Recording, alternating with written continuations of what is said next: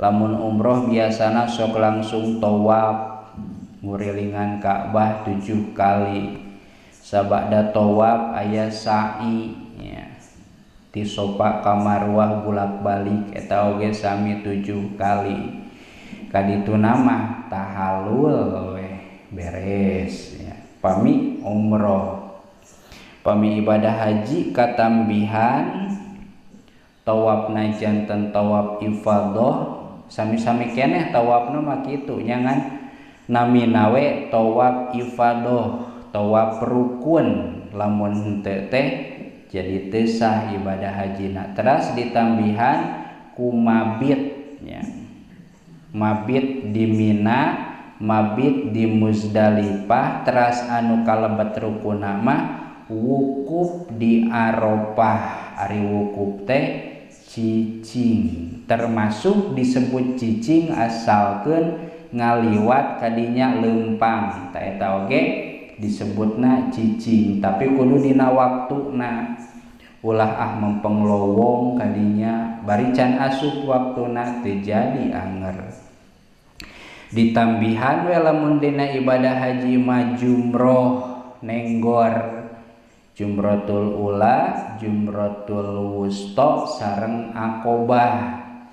Maksudna mah liang kahiji, liang kadua, liang katilu. Jadi sapoe teh 20 hiji da kali 7 ya. Kali we 3 poe lamun nyandak napar awal. Ari napar awal napar sani teh da istilah eta tehnya. Ceuk urang mah lamun rek mulang tanggal 12 bulan haji hari tasyrik.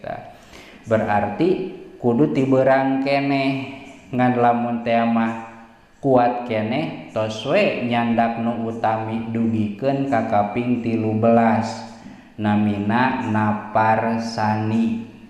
Ceuk urang mah balik ti heula jeung balik nepi ka sampurna kitu hungkul benten mah.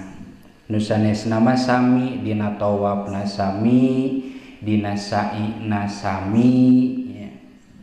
Tahallulna oge sami, dicukur paharamanana oge sami. Da haji jeung umroh teh aya dina naon keur ihram. Paling nu benten mah dina masalah niatna. Ari haji mah niat haji, ari umroh mah niat umroh. Lamun dilafadkeun mah labbaik Allahumma hajjan wa ahramtu bihi pami ibadah haji. Pami umroh mah labbaik Allahumma umrotan wa ahramtu biha. Eta lapadna mah bade ku labbaika mimitina mah bade ku nawaitu. Da eta mah ngan lapadna hungkul ieu. Jika urang salat nyebut usolli fardhul isya'i bade dibaca mangga ya. Teu dibaca oge jadi da eta mah hukumna sunnat ngan lamun dibaca urang kenging fadilah sunat eta nya. Kira-kira urang lamun butuh kana ganjaran sunat baca usolli fardhul isya'i ngan lamun teh mah teu purun langsung we Allahu akbar. Nu penting dina hate gaduh tujuan. Lamun umroh teh mah gaduh tujuan umroh. Da lamun dikeretekeun mah bakal jadi panjang. Labbaik Allahumma umratan wa ahramtu biha. Dina hate teh niat abdi umroh cik beulah mana niatna. Kan ari Allahu akbar wapuguh Allah niat abdi salat maghrib 3 rakaat bari madep ka kiblat fardu karena Allah ta'alahu akbar. Ari niat umroh labbaik Allahumma umratan wa ahramtu biha cik di mana eta labbaik Allah niat abdi umroh ahramtu biha nya. Bakal hese lamun teh mah niat teh dikeretegeun ya. Da ari niat mah pamaksudan anu jelas bari dipigawe. Maksud umroh bari urang teh keur naon? Keur umroh. Eta dina niat umroh ya. Dina haji oge sami. Titik.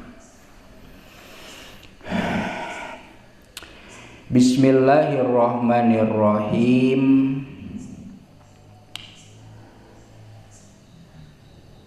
Bahwa kamari teh hancana sabada jual beli teh aya nu dinamian ijaroh nyewakeun, kirod maparobati, rohnun ngagade, wakalah ngawakilkeun, wadiah nitipkeun, ariyah nginjemkeun, jeung nu sejena aya aturanana nya.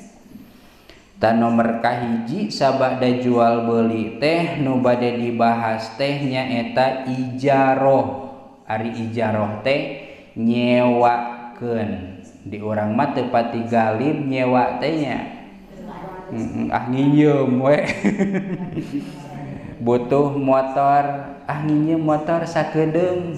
Moal aya nyewa. Anu sering naon terjadi nyewa mah jika di pantai orang sok nyewa naon nyewa ban atau nyewa pelampung atau nyewa nu kitu nya, sepeda motor sesepedahan.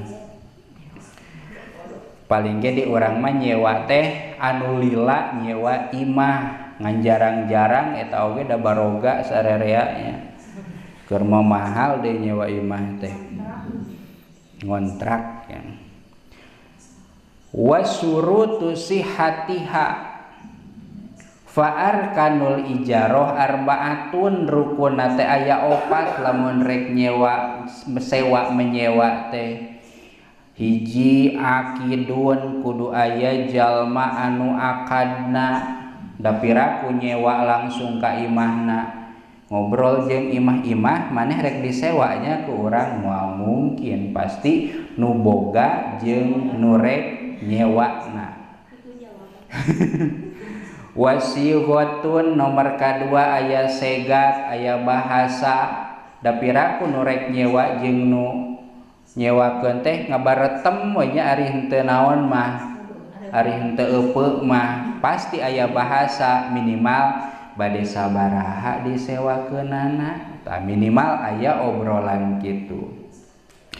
Wa ujratun nomor katilu aya sewaanana, sewa lah ieu imah ku urang sabaraha, gratis, lain ge nyewa ari gratis mah nya, ari nyewa mah kudu aya ujroh buruhan biaya sewaanana. Rek nyewa imah sabulan sabaraha 50.000, tah 50.000 teh kudu disebutnya sabab eta teh rukun dina sewa mah.